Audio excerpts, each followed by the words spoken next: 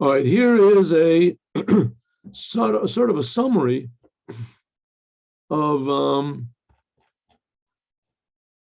this week's Dvar Malchut. Dvar Malchut. Let's see how this works.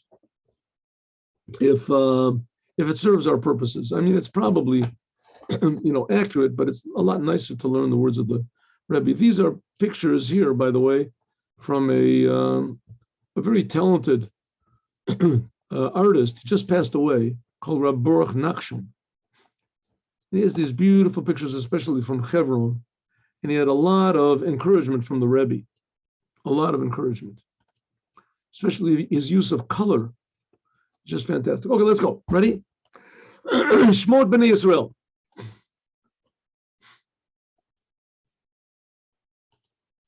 These are the names of the Jewish people that went into Egypt.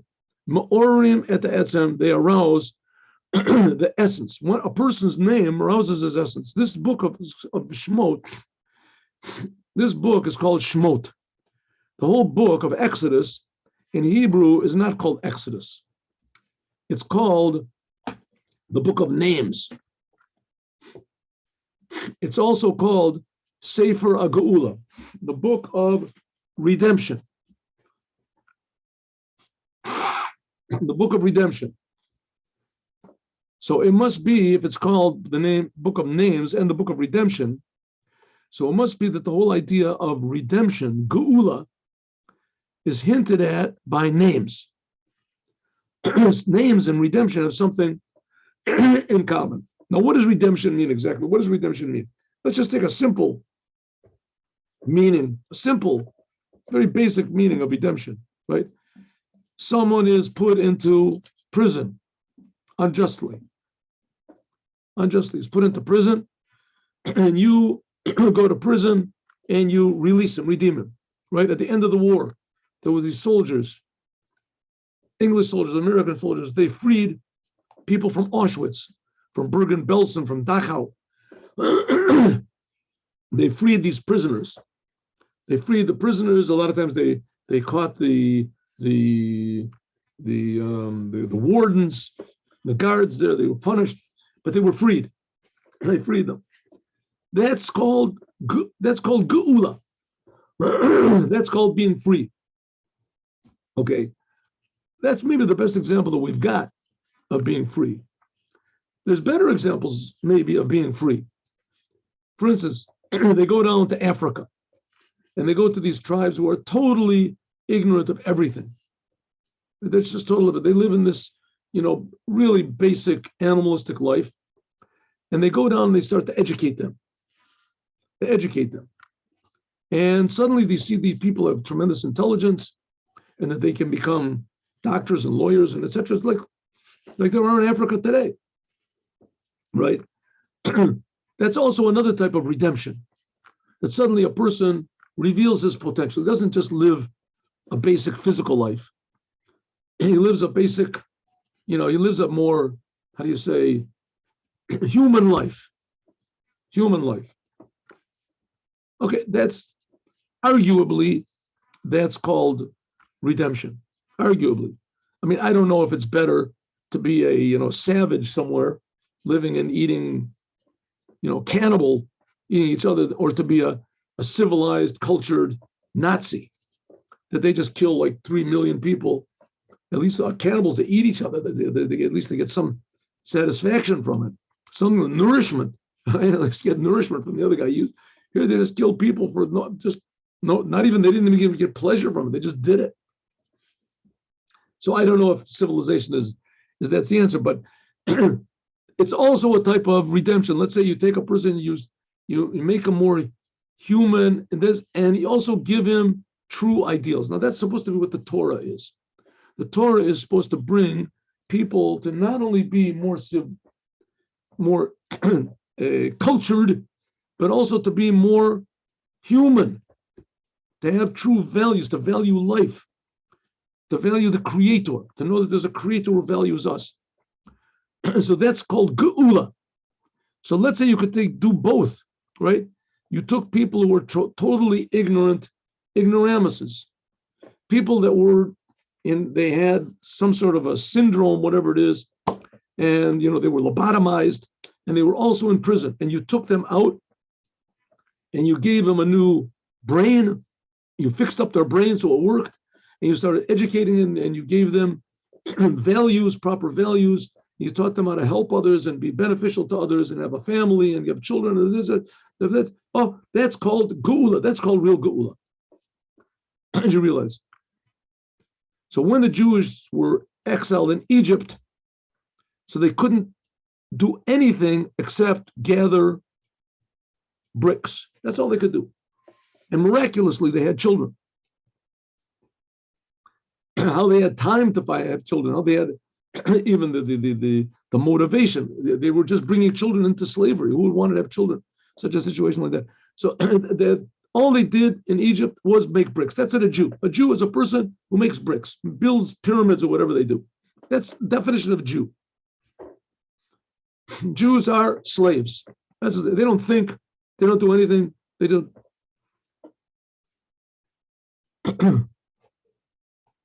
So somehow or other, this is connected with the names, because this book of going out, in English they call it Exodus, going out.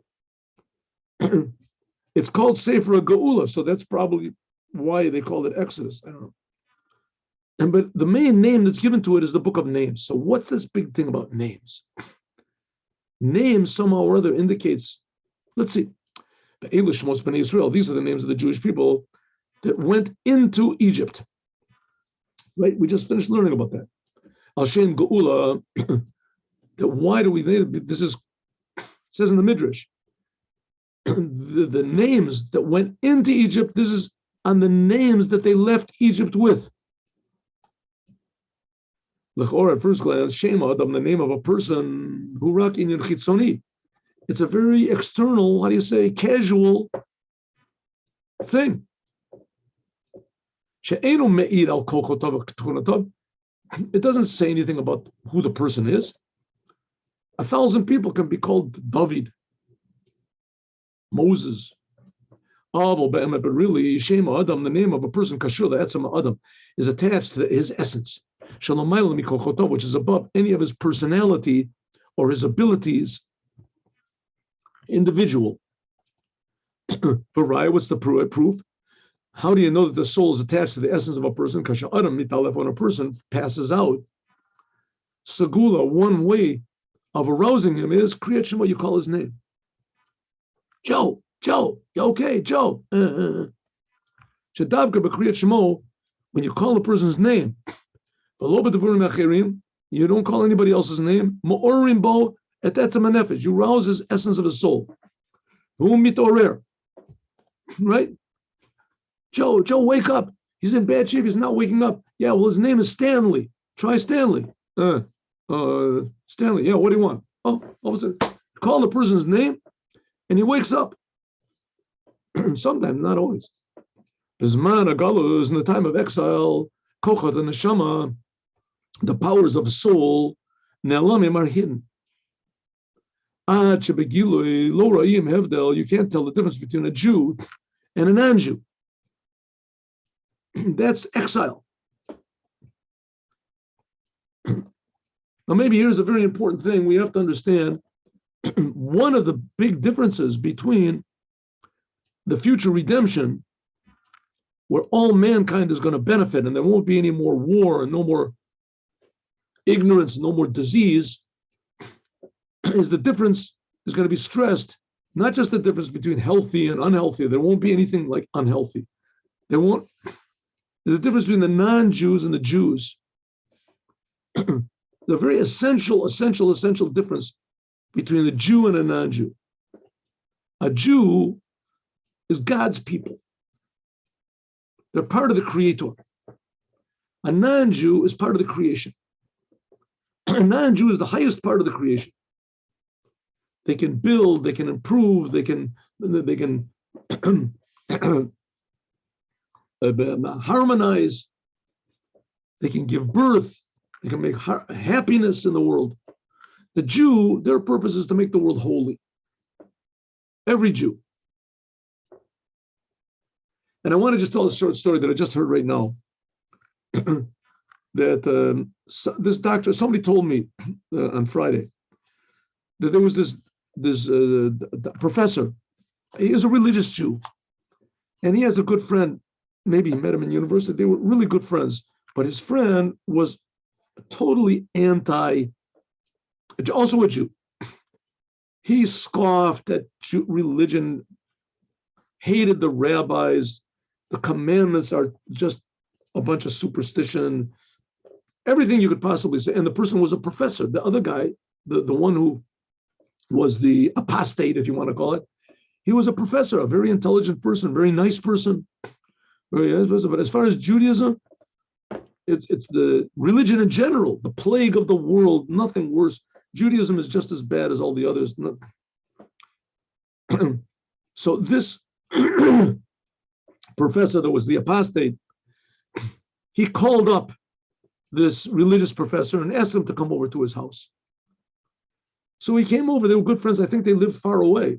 I'm not sure. Anyway, so he said, how are you? He says, he's dying. He has a disease and he's dying. He knows that he's dying.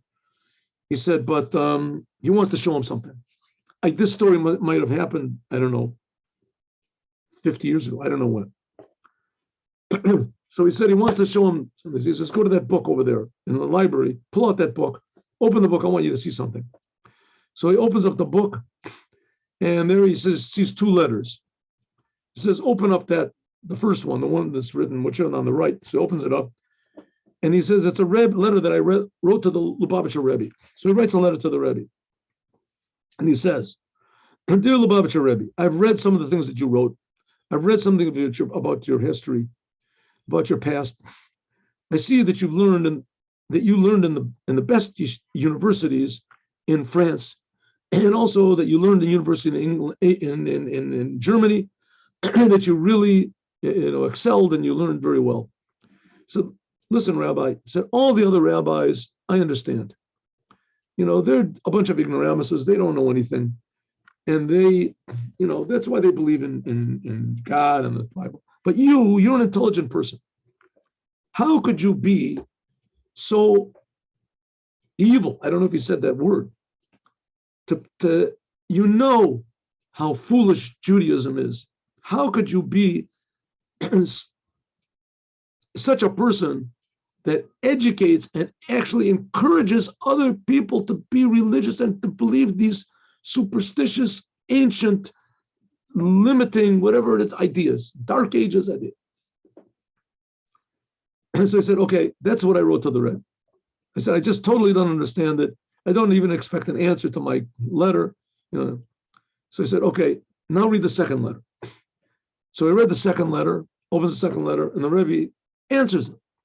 And the Rebbe said, I was very pleased to receive your letter and very impressed by your forthcoming frankness and your honesty. And I really respect that in a human being and admire that a person can be so,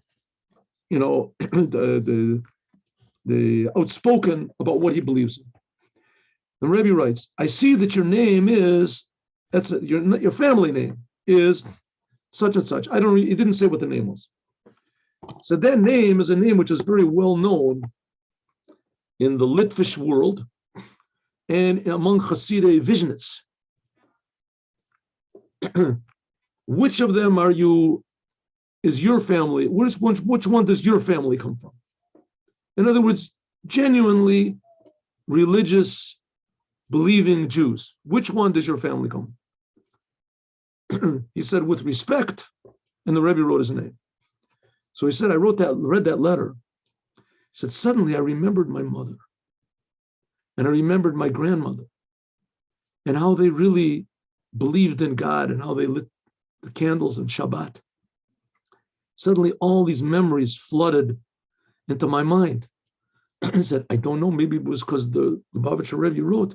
He said, but suddenly I was just overwhelmed with the purity and the genuineness of my grandmother, my grandfather.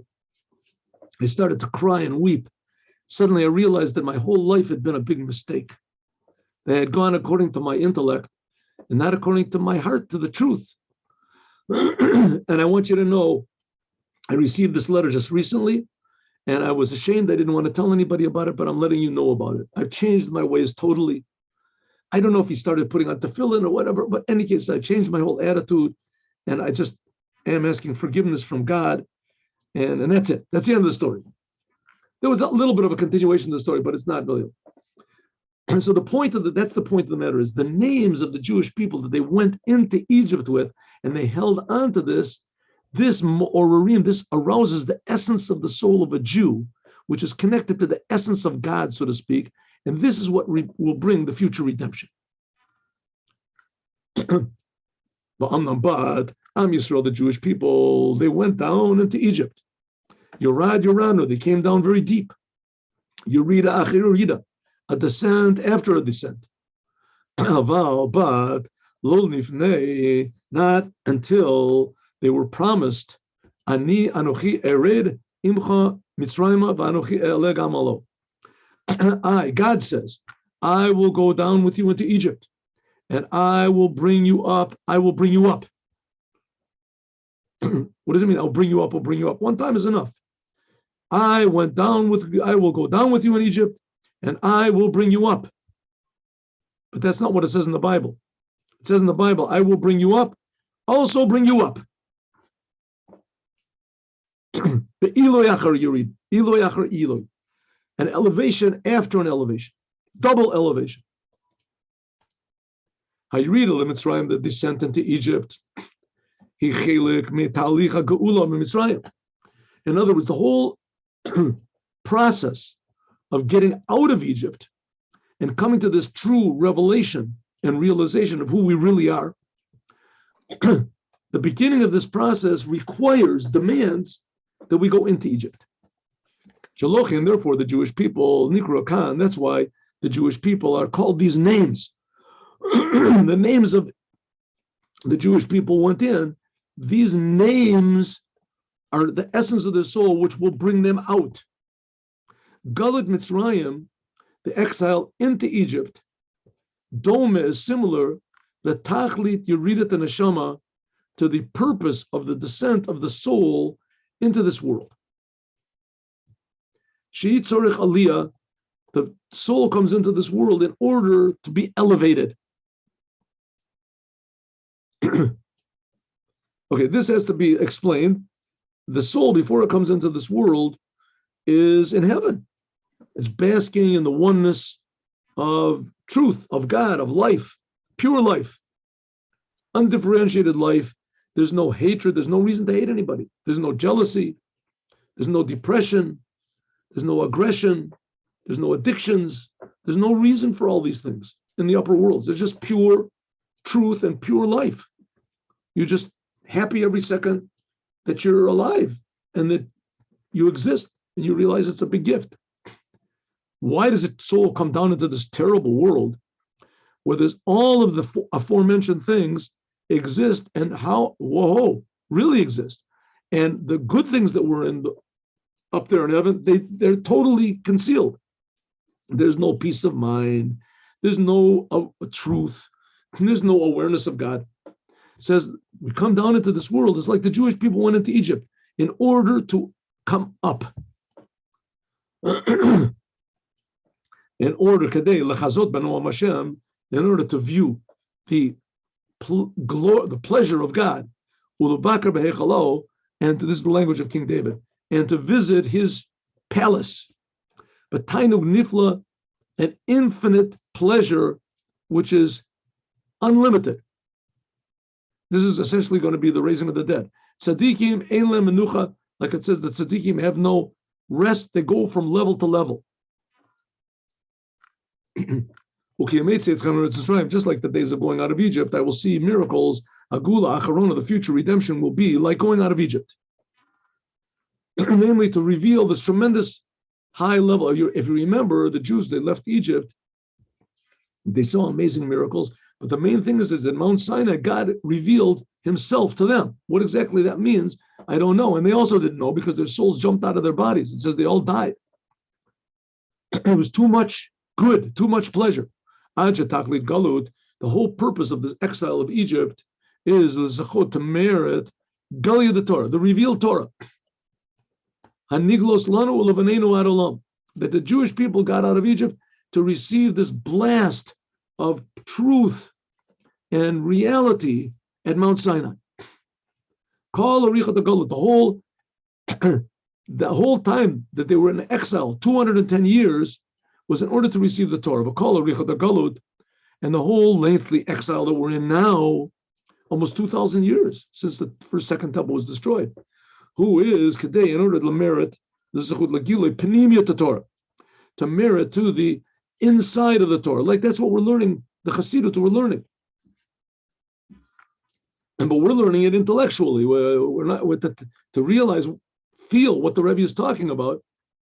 Al Yadei Shibud Mitzrayim, by means of working in Egypt, they worked with Chomer Bilaveinim. They worked with cement and bricks. Zechino, they merited receiving the Torah. They worked for 210 years with bricks. Actually, it was a lot less than that. It was until when the all the tribes died. But nevertheless, they, by means of their hard work in building these pyramids or the cities, whatever they built over there, they merited to receive the Torah. So the same thing now in our 2,000-year exile. Al Yadei Libun Hilchasa, by means of Libun. Libun means to make bricks, but Libun also means to make white or clear. By means of clarifying the laws of the Torah, now in the time of exile, we merit to receive the inside of the Torah. It says in the beginning of the Song of Songs, the Torah comes from God's mouth, and the future redemption will be God will kiss us with his mouth. We will see amazing miracles. Below, not only that, but at the time of the giving of the Torah, we saw godliness, panim b'panim, face to face, ayin b'ayin, eye to eye. Rak lefisha, only temporarily. Avo b'limud, most of Moshiach, in the days of the Moshiach, the revelation of godliness will be lelo hefsek. It will be without any stopping. No stopping. Somebody wrote a comment to the classes, and I appreciate comments, by the way. Somebody wrote a comment and said, what do you say that God creates the world every second brand new? What do you mean every second brand new? It's just like what he stops and he creates it again brand new. So the fact of the matter, he's right. I mean, God doesn't create the world that's presupposing that there's such a thing as seconds, and that within this framework, which is called seconds and time, is that God creates the world. But it's not so. The fact is, God creates the seconds. He creates time also. So God is really creating the world constantly, every moment. That's what it means above time. And the revelation of godliness that's going to be in the future redemption is not going to be like it was in Mount Sinai. It was just temporary. It'll be permanent, and we'll be somehow or other able to accept it. Forever and forever. It says that eye to eye we will see godliness. This is all the prophets say. That what it says, we saw God face to face, that was in Mount Sinai.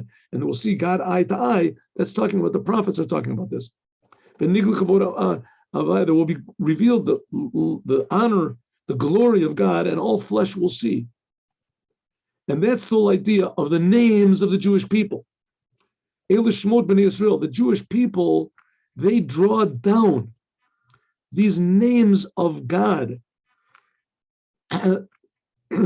Elyoim Shalomayla. The names of God are hinted at by the names of the Jewish people. But the names of God that are put into this world to create the world and to enliven the world, they're totally concealed. That's what it means they went into Egypt. That's what it means that God went into Egypt with them. In the darkness of the exile, there's no revelation of the infinite light of God to our eyes. Ha'otiot, because the letters of God's speech, mastirotu malimot, they conceal godliness. That's what it means. Otiotenu, Lo re'inu. The otiotenu means the miracles we don't see, but it also means otiotenu means the letters that God gave in the Torah and in the prayer. We don't see. We don't even see the letters that God is creating the world with. That's the letters and these upper names of God that we draw down by means of learning Torah and our commandments, doing commandments and praying. We don't see any of these revelations in the world. We believe that it's happening. I mean, at least religious people do. Some religious people do. They believe that we're doing something, but we don't see anything. That's because galut einenu atzumot. In the exile, our eyes are closed. Like when a person sleeps. Rega ilfono, like when a person faints. But libi air, our hearts are awake. And lamaila, above, in the spiritual worlds, there is these revealed letters. It's just we have to sort of connect to it, like the man I just told you about in my story. Suddenly connected to the essence of his soul. That's what the Rebbe's advice is for us now, how to get out of this exile. And that's what we'll talk about, God willing, tomorrow. Let's do the Yom Yom. 1 second. Let me just see if this, copy this thing here. Give me 1 minute, please. Give me 1 minute. 1 minute.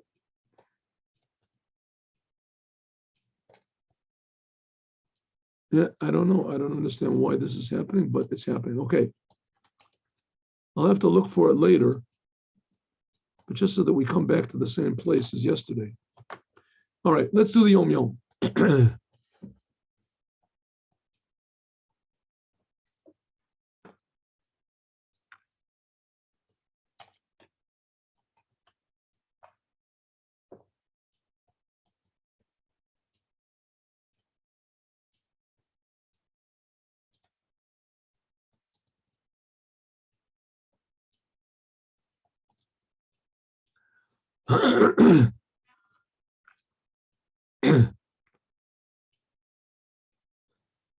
Awaken. Haskes Ushma Yisrael.